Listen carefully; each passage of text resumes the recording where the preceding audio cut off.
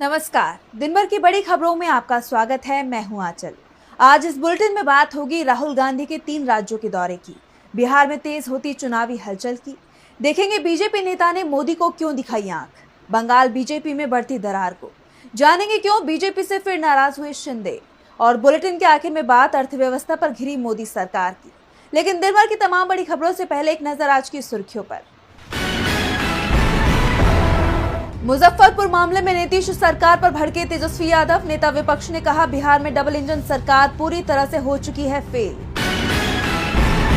तमिलनाडु में राज्यसभा सीट को लेकर तकरार, डीएमके ने एआईएडीएमके पर लगाया वादा तोड़ने का आरोप, गठबंधन में आई खटास। झारखंड हाईकोर्ट पहुंचे राहुल गांधी, चाईबासा कोर्ट के गैर जमानती वारंट को दी चुनौती, अमित शाह पर टिप्पणी का है मामला। शेयर बाजार में गिरावट, 77 अंकों की गिरावट के साथ 81,373 पर बंद हुआ सेंसेक्स, तो 34 अंकों की गिरावट के साथ 24,716 पर बंद हुआ निफ्टी। ये तो थी सुर्खियां। अब बात आज की सबसे बड़ी खबर की। जून की चिलचिलाती गर्मी के साथ साथ देश का सियासी पारा भी चढ़ने लगा है। ऐसे में कांग्रेस सांसद राहुल गांधी इस महीने मध्य प्रदेश, चंडीगढ़ और बिहार के दौरे पर निकल रहे हैं, और राहुल के बैक टू बैक 3 राज्यों के दौरे से बीजेपी के पसीने छूटने वाले हैं। तो क्या है राहुल का प्लान, और क्यों इन दौरों की वजह से छूटने वाले हैं बीजेपी के पसीने, जानने के लिए देखिए रिपोर्ट। कांग्रेस सांसद राहुल गांधी इस महीने मध्य प्रदेश, चंडीगढ़ और बिहार के दौरे पर निकल रहे हैं, और इन दौरों की तारीखें भी सामने आ चुकी हैं। अब राहुल के बैक टू बैक दौरों ने बीजेपी की नींद उड़ा दी है, तो वहीं जानकारों के कान खड़े कर दिए हैं। सवाल है कि आखिर राहुल किस रणनीति के तहत काम कर रहे हैं, और इसको लेकर अब दावा किया जा रहा है कि पिछले कुछ विधानसभा चुनाव में कांग्रेस का प्रदर्शन संतोषजनक नहीं रहा, लेकिन इससे निराश होने के बजाय राहुल गांधी पहले से ज्यादा एक्टिव हो गए हैं, और वो लगभग हर बीजेपी शासित राज्य में दौरा कर रहे हैं और कांग्रेस को जमीनी स्तर पर मजबूत कर रहे हैं। कांग्रेस का मानना है कि अगर बीजेपी को केंद्र की सत्ता से आउट करना है तो सबसे पहले राज्यों की सत्ता से आउट करना होगा। अब राहुल गांधी की इस रणनीति ने बीजेपी के छक्के छुड़ा दिए हैं। राहुल गांधी के दौरों की बात करें तो पहला दौरा भोपाल में होने वाला है। इस महीने की 3 तारीख को राहुल गांधी मध्य प्रदेश की राजधानी भोपाल में होंगे। ये दौरा कांग्रेस के संगठन सृजन प्रोग्राम का हिस्सा है, जिसका मकसद जमीनी स्तर पर पार्टी को मजबूत करना है। भोपाल के बाद राहुल गांधी अगले ही दिन यानी 4 जून को चंडीगढ़ पहुंचेंगे। यहाँ उनका फोकस हरियाणा के कांग्रेस नेताओं पर होगा। हरियाणा में बीजेपी की सरकार को चुनौती देने के लिए कांग्रेस को एक मजबूत संगठन और साफ रणनीति की जरूरत है। राहुल का ये दौरा उसी दिशा में एक बड़ा कदम माना जा रहा है। राहुल 6 जून को बिहार पहुंच रहे हैं। पिछले 6 महीनों में राहुल का ये बिहार का 5वां दौरा होगा। राहुल इस दौरे में न सिर्फ कार्यकर्ताओं को एकजुट करेंगे, बल्कि बीजेपी जेडीयू गठबंधन को कड़ी टक्कर देने का माहौल भी बनाएंगे। खासकर जाति जनगणना का मुद्दा बिहार चुनाव में बड़ा मुद्दा साबित होने वाला है। अब राहुल की सक्रियता बीजेपी की बेचैनी बढ़ा रही है। दावा किया जा रहा है कि राहुल गांधी के इस दौरे का असर आने वाले महीनों में साफ दिखेगा। मध्य प्रदेश और हरियाणा में तो आने वाले दिनों में फायदा मिलेगा ही, लेकिन सबसे ज्यादा असर बिहार विधानसभा चुनाव पर पड़ेगा, जो इसी साल के आखिर में होने वाले हैं। राहुल के दौरे ने बीजेपी की टेंशन बढ़ा दी है। बिहार विधानसभा चुनाव में अभी काफी वक्त है, लेकिन राज्य में सियासी हलचल काफी बढ़ गई है। राजनीतिक रैलियों का दौर भी शुरू हो चुका है। इस बीच चुनाव को लेकर बड़ी अपडेट सामने आई है। वहीं चिराग पासवान ने भी साफ कर दिया है कि वो बिहार की राजनीति में कदम रखने जा रही हैं, जिससे एनडीए में तूफान आने की आशंका बढ़ गई है। तो क्या है पूरी खबर, देखिए इस रिपोर्ट में। बिहार में विधानसभा चुनाव की सुगबुगाहट तेज हो गई है। चुनाव आयोग के बिहार दौरे के बाद से कहा जा रहा है कि बिहार में चुनाव 3 चरण में हो सकते हैं। हालांकि वोटिंग की डेट में दिवाली और छठ पर्व का ध्यान रखा जाएगा। नीतीश कुमार का कार्यकाल 22 नवंबर 2025 तक है। ऐसे में संभावना है कि सितंबर से अक्टूबर के बीच आचार संहिता लग जाएगी। माना ये भी जा रहा है कि सितंबर के लास्ट वीक से चुनाव की शुरुआत हो सकती है, जो पूरे अक्टूबर तक चलेगा। अब जहां एक तरफ चुनाव का समय नजदीक आ रहा है, जिससे राज्य का सियासी पारा चढ़ा हुआ है, एनडीए सत्ता में वापसी का सपना देख रही है, लेकिन एनडीए में खींचतान शुरू हो गई है, क्योंकि नीतीश कुमार टेंशन में है, जिसकी वजह है चिराग पासवान। चिराग ने लगभग साफ कर दिया है कि वो बिहार चुनाव लड़ेंगे। मेरा स्ट्राइक रेट बेटर होता है। लोकसभा में हम लोग का 100% स्ट्राइक रेट था। मैं चाहूंगा कि विधानसभा में भी मैं जितनी सीटों पे भी लड़ूं, पर मेरा स्ट्राइक रेट बेटर हो। तो अगर मेरा स्ट्राइक रेट मेरे लड़ने से और मेरे गठबंधन का प्रदर्शन अगर इससे बेहतर होता है, जो कि चर्चा में लग रहा है, तो मैं जरूर लड़ूंगा। चिराग की बिहार चुनाव में एंट्री से सबसे ज्यादा खतरा नीतीश को है, क्योंकि 2020 में चिराग की वजह से ही नीतीश की पार्टी तीसरे नंबर पर खिसक गई थी। जानकारों का मानना है कि नीतीश को कमजोर करने के लिए ही बीजेपी चिराग का सहारा ले रही है।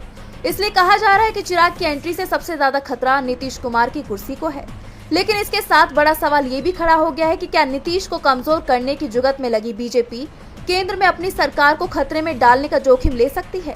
इस पर जानकारों का मानना है कि असल में केंद्र में खुद को अकेले के दम पर मजबूत करने के लिए ही बीजेपी ये खेल खेल रही है। बीजेपी नीतीश के 12 सांसदों को अपने पाले में लाने की तिकड़म लगा रही है। इसके लिए जरूरी है बिहार में नीतीश और जेडीयू का खत्म होना, जिसके बाद नीतीश के सांसद बीजेपी के साथ आ जाएंगे।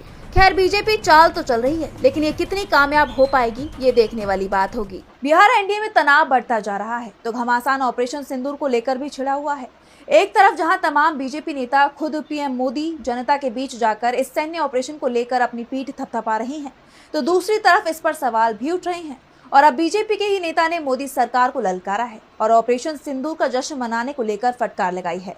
तो क्यों अपने ही नेता के निशाने पर आई मोदी सरकार? जानने के लिए देखिए रिपोर्ट। ऑपरेशन सिंदूर पर मोदी सरकार बुरी तरह से घिरती जा रही है। विपक्ष तो पहले से ही सवाल उठा रहा था, लेकिन अब खुद बीजेपी के नेता ही ऑपरेशन सिंदूर को लेकर मोदी सरकार के रवैये पर सवाल उठा रहे हैं। बीजेपी के पूर्व सांसद सुब्रमण्यम स्वामी ने तीखी प्रतिक्रिया दी है।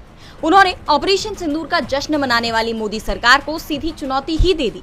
स्वामी ने अपने सोशल मीडिया पर पोस्ट कर लिखा कि मोदी के तथाकथित ऑपरेशन सिंदूर का मूर्खतापूर्ण जश्न मनाना, जिसका मूल रूप से मतलब है अमेरिकी फतवे के आगे समर्पण करना और भारत और पाकिस्तान दोनों की तरफ से दुश्मनी खत्म करना। अगर ऐसा है तो जश्न मनाने की क्या बात है?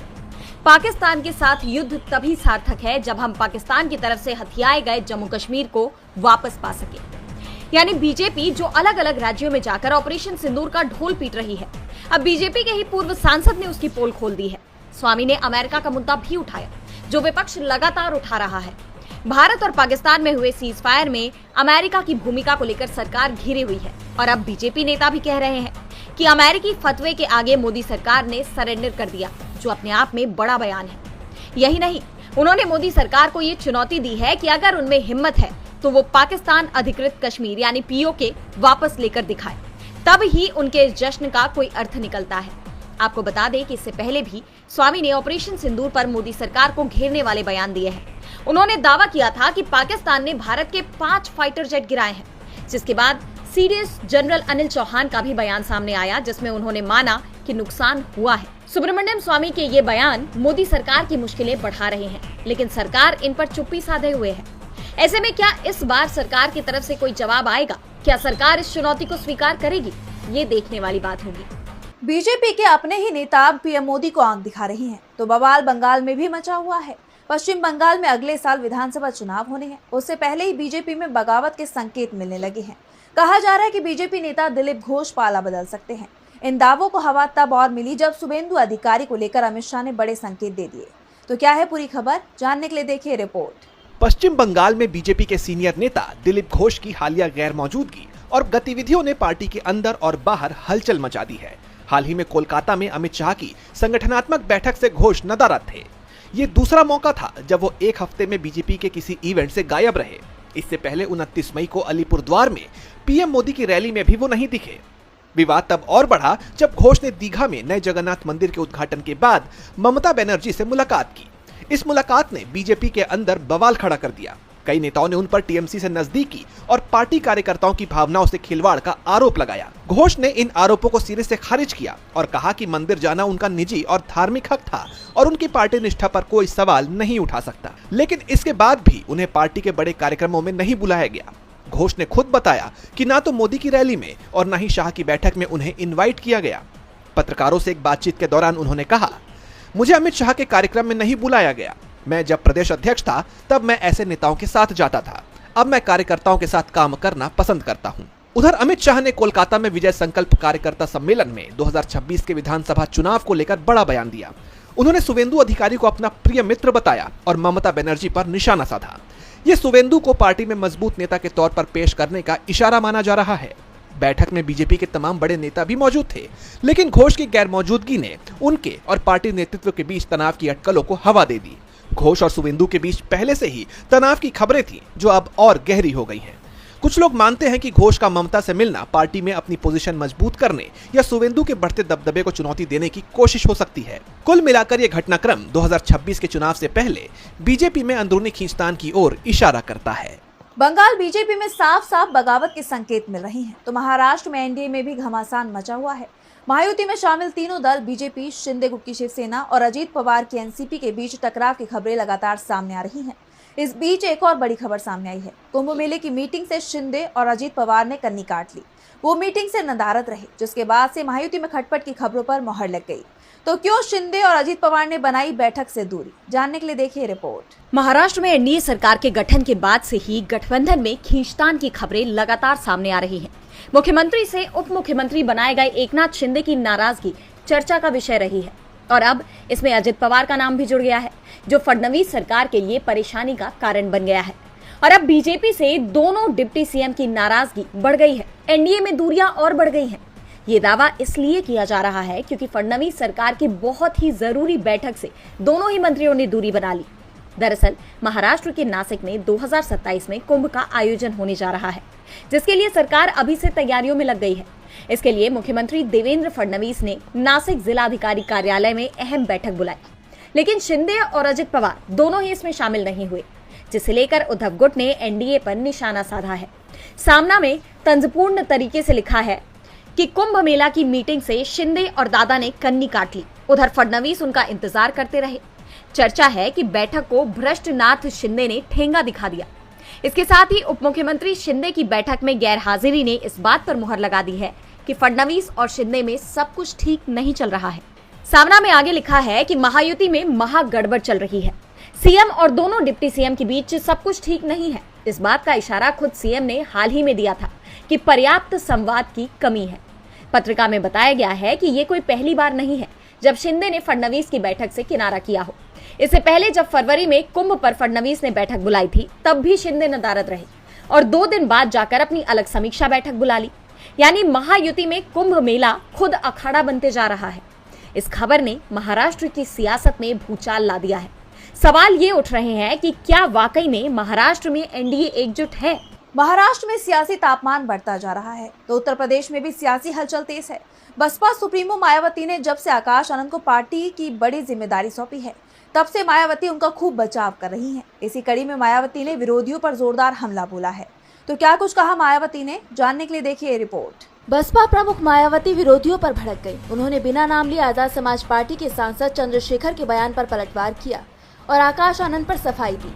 मायावती ने विरोधियों पर जोरदार हमला करते हुए एक्स पर एक के बाद एक 3 पोस्ट किए, जिसमें उन्होंने लिखा कि देश में बीएसपी बहुजन हित की एकमात्र अम्बेडकरवादी पार्टी है तथा पार्टी हित में लोगों पर कार्रवाई करने व पश्चाताप करने पर उन्हें वापस लेने की परंपरा है। इसी क्रम में आकाश आनंद के उतार चढ़ाव व उन्हें मुख्य नेशनल कोऑर्डिनेटर बनाने से बहुमत से लोगों में बेचैनी स्वाभाविक है। तो वहीं मायावती ने दूसरे ट्वीट में लिखा, पार्टी को उम्मीद है कि अब आकाश आनंद, बाबा साहेब अम्बेडकर एवं मान्यवर कांशीराम जी के आत्मसम्मान के कारवा को आगे बढ़ाने व उनके सपनों को साकार करने की जिम्मेदारी पूरी तन्मयता व जी जान से निभाएंगे। इसके अलावा मायावती ने एक और ट्वीट किया, जिसमें उन्होंने चंद्रशेखर आजाद पर निशाना साधते हुए कहा, कांग्रेस, भाजपा व सपा आदि पार्टियों के सहारे व इशारे पर चलकर बहुजनों की एकता व बीएसपी को कमजोर करने वाले बरसाती मेंढकों की तरह के संगठन व दलों के नेता चाहे निजी स्वार्थ में विधायक, सांसद व मंत्री क्यों न बन जाएं, इनसे समाज का कुछ भी भला होने वाला नहीं। लोग सावधान रहें। हालांकि मायावती ने अपने ट्वीट में किसी का नाम नहीं लिया, लेकिन उनका ये बयान चंद्रशेखर आजाद पर हमला माना जा रहा है। हाल ही में चंद्रशेखर ने कहा था कि आकाश को जनता ने नकार दिया, मजबूरी वश उन्हें पार्टी से निकाला और लिया जा रहा है। बसपा प्रमुख के पास कोई विकल्प नहीं है, जिसके बाद अब मायावती का बयान आया है। और बुलेटिन के आखिर में बात अर्थव्यवस्था पर घिरी मोदी सरकार की। देश की अर्थव्यवस्था पर कांग्रेस ने चिंता जताई है। इसके साथ ही कांग्रेस ने HSBC रिपोर्ट का हवाला देते हुए मोदी सरकार पर जमकर निशाना साधा। तो क्या कुछ कहा कांग्रेस ने और कैसे घिरी मोदी सरकार, जानने के लिए देखिए रिपोर्ट। कांग्रेस ने अपने हालिया एक्स पोस्ट में मोदी सरकार पर जमकर निशाना साधा है। पार्टी का कहना है कि देश की अर्थव्यवस्था चौपट हो चुकी है और सरकार सिर्फ चुनावी ड्रामे में व्यस्त है। कांग्रेस ने अपने पोस्ट में HSBC की एक रिपोर्ट का हवाला दिया, जिसमें मैन्युफैक्चरिंग सेक्टर की बदहाली की बात सामने आई है। कांग्रेस ने एक्स पर लिखा, मोदी सरकार में देश की अर्थव्यवस्था का भट्ठा बैठ चुका है। HSBC की रिपोर्ट बताती है, देश में मैन्युफैक्चरिंग सेक्टर की रफ्तार धीमी पड़ गई है। मैन्युफैक्चरिंग परचेजिंग मैनेजर्स इंडेक्स यानी PMI 3 महीने के निचले स्तर पर लुढ़क गया है। मतलब देश में सामान कम बन रहे हैं और कम बिक रहे हैं। भारत के बाजार में मंदी छाई है। लोगों के पास जरूरी खर्च करने को पैसे नहीं है। ऐसे में सामानों की डिमांड कम है और डिमांड कम होने की वजह से उत्पादन भी घट रहा है। कुछ दिन पहले ही जीडीपी ग्रोथ को लेकर भी बुरी खबर आई थी। इस साल जीडीपी पिछले 4 साल में सबसे धीमी रफ्तार से बढ़ी है। ये सारे आंकड़े बताते हैं कि देश की अर्थव्यवस्था बुरे दौर से गुजर रही है। पोस्ट में आगे लिखते हुए कांग्रेस ने इसे शर्मनाक बताया और कहा कि इससे पीएम नरेंद्र मोदी को कोई फर्क नहीं पड़ रहा है। वो चुनावी रैलियां कर रहे हैं और सस्ती डायलॉगबाजी में व्यस्त हैं। कांग्रेस ने दावा किया कि मैन्युफैक्चरिंग सेक्टर की रफ्तार थम गई है और पीएमआई 3 महीने के सबसे निचले स्तर पर है। इसका मतलब है कि फैक्ट्रियों में कम सामान बन रहे हैं और बाजार में उनकी बिक्री भी घटी है। साथ ही लोगों की जेब खाली होने से डिमांड कम हो रही है, जिसका असर उत्पादन पर पड़ रहा है। पार्टी ने जीडीपी ग्रोथ की धीमी रफ्तार का जिक्र करते हुए कहा कि ये आंकड़े अर्थव्यवस्था के बुरे हाल को दिखाते हैं। अब कांग्रेस ने तो मैन्युफैक्चरिंग सेक्टर और देश की इकोनॉमी को लेकर चिंता जता दी है, लेकिन क्या बीजेपी को भी इसकी चिंता है? ये सबसे बड़ा सवाल है। तो आज इस बुलेटिन में बस इतना ही। आप देखते रहिए डीबी लाइव। नमस्कार।